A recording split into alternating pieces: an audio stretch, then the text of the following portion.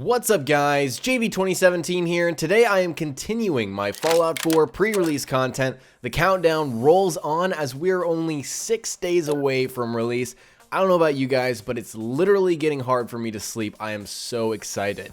Just a quick reminder guys, this is your #1 hub for Fallout 4 content here on YouTube, so make sure to subscribe if you haven't already, and stay tuned on my channel now and when the game comes out on November 10th.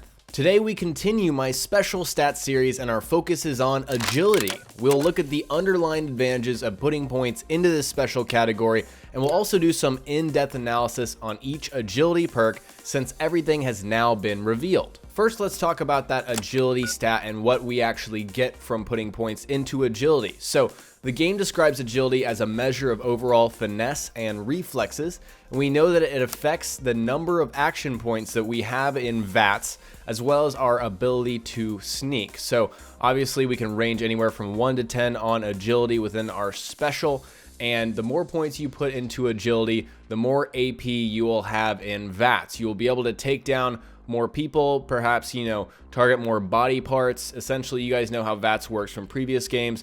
Keep in mind that this synergizes pretty well with a lot of perception perks. I mean, if you have higher agility, you have more AP points, and a lot of perception perks involve increasing your VATS accuracy and damage. So those kind of go in tandem. Really think about that when you are creating your character builds. As I mentioned, agility increases your sneak ability, and that's kind of a hidden skill in this game. It used to be something you could put points into, like in Fallout 3 and New Vegas. That's actually just wrapped under agility now, but there's also a perk that you can invest your points into to increase your sneak ability. So sneak is actually very useful. You can use it to avoid combat if you're non-confrontational. You can also use it to excel in combat. There are some very specific agility perks that do that for you in close or long range as well. There's plenty of options with these agility perks. Speaking of which, let's move on to those perks, and most agility perks relate to your general finesse and reflexes. As we know, that's the description of agility, and it also has to do with a lot of action point related perks. We expect that. Of course, a bunch of sneak and stealthy gameplay kind of enhancers that are going to be great, and also some specific weapon bonuses, again, kind of like perception. So most perks do return in some form. We've seen these before, but there's also a few new ones that will mix it up. The Agility 1 requirement perk is Gunslinger, and the official description is channel the spirit of the Old West. Non-automatic pistols do 20% more damage, and we have 5 ranks available. Again, everything's been revealed, so we know what they are. So rank 2 is 40% more damage and increased range with pistols that are non-automatic. Rank 3 is 60% more damage and range is increased even further. Rank 4 is 80% more damage and attacks can disarm opponents. Then finally, rank 5 is double damage, so that's 100% more damage, and their attacks have a much better chance to disarm opponents and may even cripple a limb. So Gunslinger is identical to a lot of perks that just enhance one specific weapon class, and that's non-automatic pistols in this case. This sounds very, very good if you want to specialize in pistols. I mean, you'll have the limb damage, the range, the disarming opponents. I mean, it sounds like the whole package. I definitely plan on working on a comprehensive gunslinger based guide for you guys in the future. The Agility 2 perk is Commando, and the description here is rigorous combat training means automatic weapons do 20% more damage. And this has 5 ranks. Again, almost identical to Gunslinger, but a different weapon class. So rank 2 is 40% more damage with improved hipfire accuracy. And then rank 3 is 60% more damage. Hipfire accuracy is again improved even more. Rank 4, 80% more damage, and you gain a chance to stagger opponents. And then rank 5, you do double damage, that's 100% more damage, and you have a greater chance to stagger your opponents. I'm probably just repeating myself here, but Commando is very similar to Gunslinger, just a different class here with automatic weapons. Now, I think whether which one is more useful is going to depend entirely on the weapons and also the availability of weapons. Are we going to run into a bunch of assault weapons at a certain part of the game, maybe towards the late game? Maybe you want to save your points. Maybe you want to build your character around the Commando. Maybe you want to go a Rambo style character build. Whatever is your preference, Commando just looks very good for, of course, this specific weapon class. At Agility 3 is Sneak, and the description here is become Whisper, become Shadow. You are 20% harder to detect while sneaking. And then we have 5 ranks available here. The second rank is now 30% harder to detect, and you no longer trigger floor-based traps. That could be useful. Rank 3 is now 40% harder to detect and no longer trigger enemy mines. Rank 4 is now 50% harder to detect, and running no longer adversely affects your stealth, which is interesting. And then rank 5, engaging stealth causes distant enemies to lose you. Now, it's hard to gauge how strong stealth is in Fallout 4 because I remember in Fallout 3, if you had 100 stealth, man, it was really hard for people to detect you. And they're using these kind of arbitrary, not really arbitrary, but they're using these percentages like up to 50% harder to detect. I don't know if that's less or more than we've already had or exactly the same. I really don't know, but we have a lot of the same kind of ideas like, not triggering traps or, running no longer affecting stealth. I think that was a perk as well in the past. And then engaging stealth causes enemies to lose you if they're at a distance. We don't know how far away that's going to be, but stealth definitely seems like it's going to make an impact in this game. The Agility 4 requirement perk is Mr. Sandman, and the description here is, as an agent of death itself, you can instantly kill a sleeping person, as well as your silenced weapons do an additional 15% sneak attack damage.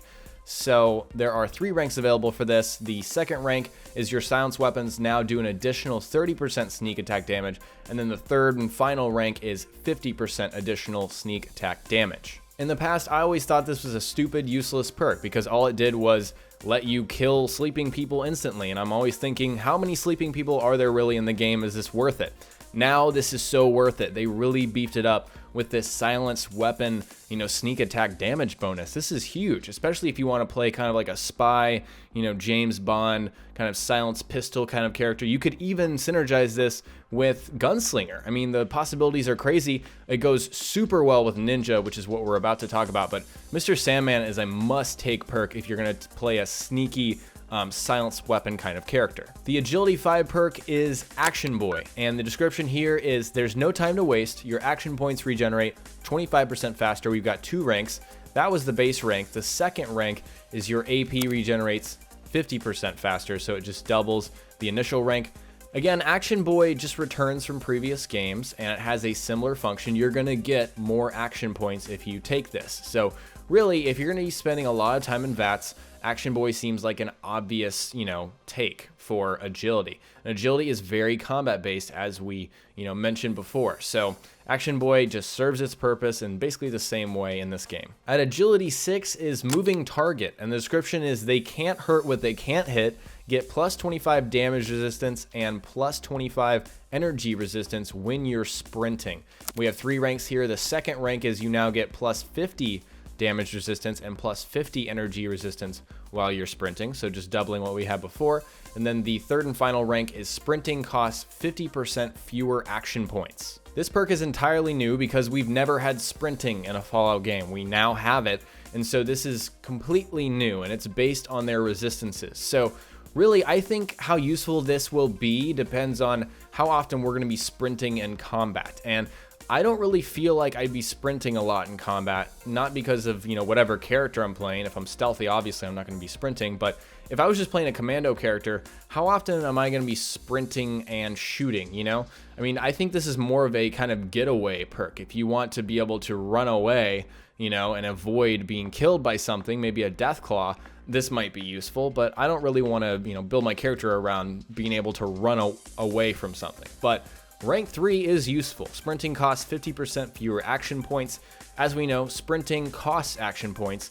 This just reduces that by, half. So, I'm not really sure how useful this perk is going to be. It could be more useful than I'm saying. Maybe plus 50 energy resistance is huge and it's worth taking. We'll just have to see. The Agility 7 requirement perk is Ninja. Of course, this returns. The description is, trained as a Shadow Warrior, your ranged sneak attacks do 2.5 times normal damage, and your melee sneak attacks do 4 times normal damage. We have 3 ranks available. The second rank basically increases those bonuses to 3 times normal damage on ranged sneak attacks, and then melee goes up to 5 times normal damage. Then the third rank is 3.5 times normal damage on ranged sneak attacks, and then 10 times normal damage on melee sneak attacks. This is basically the pinnacle of sneak kind of combat characters. If you want to make an assassin, ninja is your, it's your go-to build. If you want to make a sniper, this is also a go-to perk because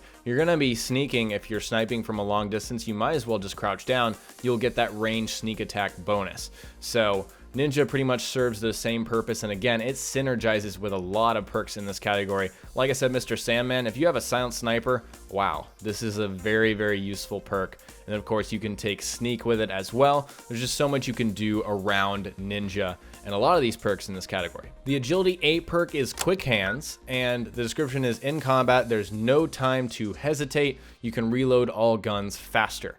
And this has 2 ranks. The second rank is reloading guns costs no action points in VATS. So this is a very basic perk. It's very straightforward. It's kind of like sleight of hand if you've ever played Call of Duty. You just reload faster. We don't know by what factor or if that factor changes based on which weapon class you're using. For example, if you're using an LMG, is it going to reload even quicker? We're not really sure, but interesting thing to note, reloading guns costs no action points in VATS.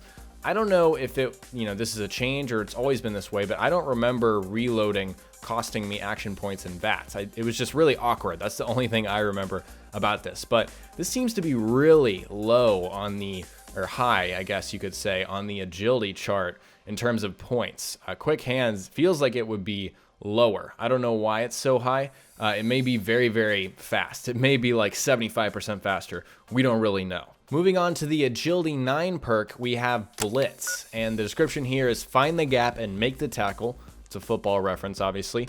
VATS melee distance is increased significantly, and we have 2 ranks for this. The second, that was the base rank. The second rank is VATS melee distance is increased even more, and the farther the blitz distance, the greater the damage. Guys, this might be the most intriguing perk in this category because it opens up the talks of, obviously, an agility melee character. I mean, we already know about the stealth melee attack bonus with ninja. That's obvious, but, what about strength? Strength is the typical melee combat character. Are we going to have a strength and an agility character? Is there going to be a difference between, two-handed strength melee characters and just, really quick knife-based agility characters? We don't know, but this increased melee distance is huge. I mean, that's useful for any kind of melee character. So it opens up a lot of possible ideas for melee character builds, and this seems really necessary. I mean, increasing the distance, imagine if you were in VATS, it says the VATS melee distance is even more. So you're gonna be using VATS. So this is a VATS melee based perk.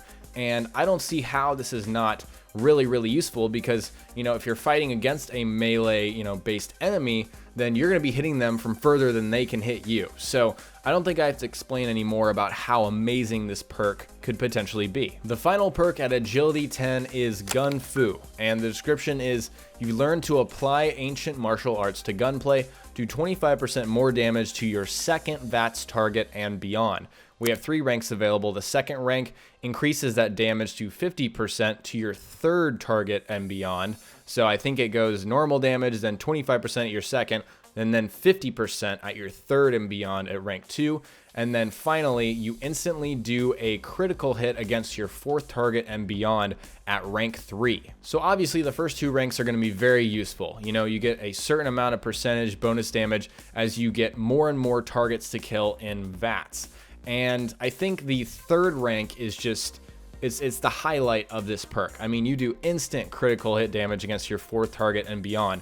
So obviously this is going to be very useful when you're fighting a ton of targets at once, and not so much useful if you're just fighting in small groups. And of course, 1 target at a time, you don't benefit from Gun Fu at all. So that may be, we'll have to see how many enemies we usually encounter at the same time, because if it's large groups, a lot of the time, Gun Fu may be just incredible. I mean, getting that critical hit against your fourth target is very, very good. And of course, this may synergize with luck, the whole luck tree, with increasing your critical hit damage. Gun Fu and luck may be a really legitimate build, kind of stack synergizing combo. So those were all of the perks, guys. Of course, since everything got revealed and leaked, We had a lot more to talk about today, but I want to know what you think. What are your thoughts on the agility special category? Is this a viable, valuable category for you and your build? You know, is your build going to be based around agility? Or are you going to ignore it? I think it's very, very valuable for combat. It's kind of the premier combat category, along with, you know, it depends on what your build's going to be, but for guns, absolutely. And even some, as we saw, some kind of sneak melee builds too. So also tell me, what's your favorite perk? I mean, there are a lot of awesome perks in this category. Things that come to mind for me are Mr. Sandman, Ninja, and then Blitz. Just the possibilities of Blitz blow my mind. So I'll have to think about that when I'm thinking about builds. You know, what's your agility build? Let me know. Share all of that in the comment section below. Alright guys, today we talked about the agility special stat and all of the perks that fall under its category in Fallout 4. And next time we will cover more Fallout 4 information here on my channel, so stay tuned for all of my pre-release content, and remember, this is your #1 hub for all Fallout 4 content on YouTube. If you have any ideas for something you would like me to cover that I haven't touched on yet, be sure to leave it in the comment section below.